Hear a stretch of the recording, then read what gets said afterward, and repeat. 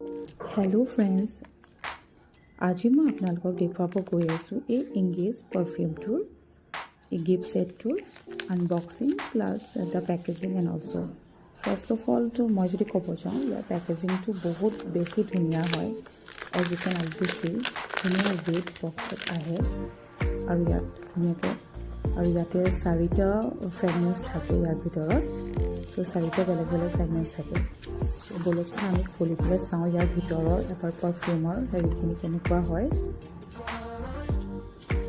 ইয়াৰ বহুত ধুনীয়াকৈ আৰু হেৰিটো বহুত ধুনীয়াকৈ থাকে আৰু পেকিংটো বহুত ধুনীয়া কৰা থাকে। চ' এইটো মই এতিয়া খুলিছোঁ হা আৰু দেখিছেনে মই ঘৰতে পেকেজিং ইজ জাষ্ট ৱাও, ইমান ধুনীয়া হয় পেকেজিংটো।